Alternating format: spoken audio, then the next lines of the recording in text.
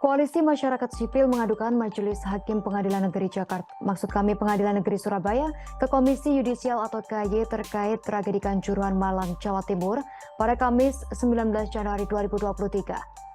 Perwakilan Koalisi Masyarakat Sipil dari Kontras, Andi Muhammad Rizaldi, mengatakan pengaduan kepada KY ini perihal adanya dugaan keganjilan yang terjadi pada persidangan di PN Surabaya terkait tragedi Kanjuruhan.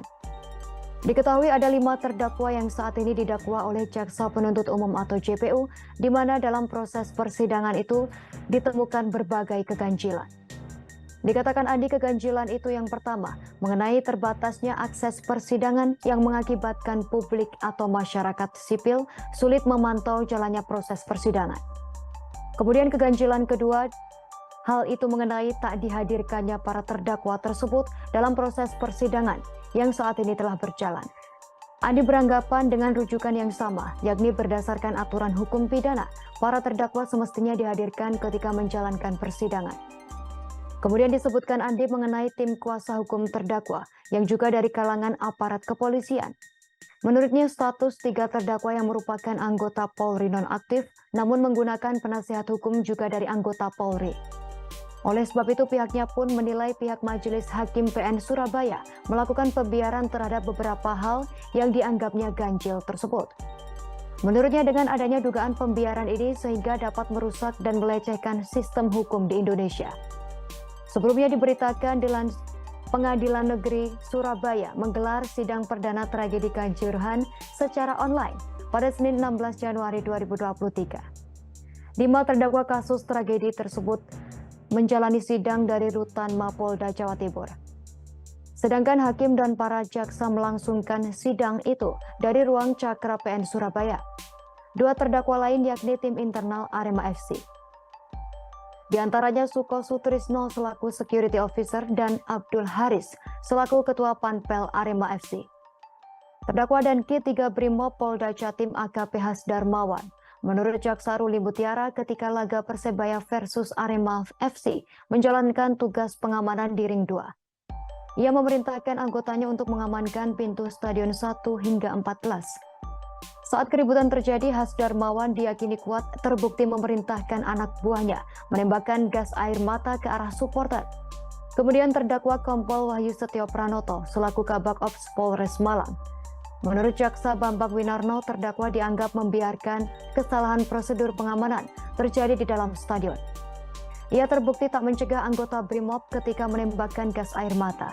Padahal Kompol Wahyu dianggap mengetahui FIFA sebenarnya melarang penggunaan senjata gas air mata di dalam stadion. Pengetahuan itu diyakini diketahui lantaran terdakwa karena sebelumnya sudah 2 kali mengikuti rapat koordinasi pengamanan.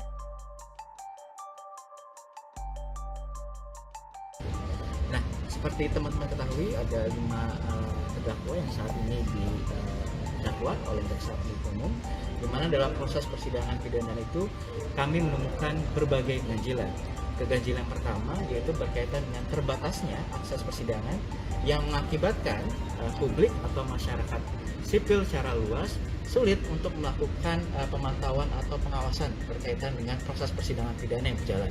Padahal kalau kita merujuk pada KUHP maupun Undang-Undang Kekuasaan Kehakiman, proses persidangan itu harus terbuka untuk umum. Gitu. Itu yang pertama. Yang kedua itu berkaitan dengan tidak dihadirkannya para terdakwa dalam proses persidangan. Nah, kami melihat dalam berbagai peraturan atau regulasi yang ada seperti KUHP misalnya, itu mewajibkan untuk terdakwa hadir dalam proses persidangan begitu. Nah, berkenaan dengan hal itu tentunya para terdakwa itu harus hadir dalam proses persidangan pidana begitu. Mengingat dari berbagai regulasi yang ada dan juga dari segi urgensi memungkinkan untuk para terdakwa hadir di dalam proses persidangan pidana. Terlebih lagi sekarang sudah dicabut keputusan berkaitan dengan kebijakan PPKM oleh pemerintah. Lalu yang terakhir adalah berkaitan dengan diterimanya anggota Polri sebagai penasihat hukum dalam proses persidangan pidana. Nah, kami melihat berkaitan dengan hal ini merupakan bentuk dari pembangkangan terhadap hukum gitu. Karena anggota Polri tidak memiliki wewenang untuk melakukan pendampingan secara hukum dalam proses persidangan pidana. Itu yang pertama.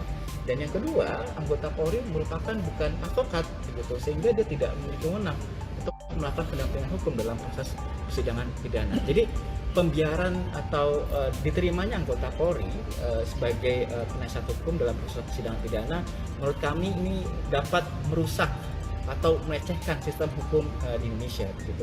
Nah, dari berbagai ganjilan atau temuan kami tersebut, kami tadi meminta kepada Komisi Yudisial untuk melakukan pengawasan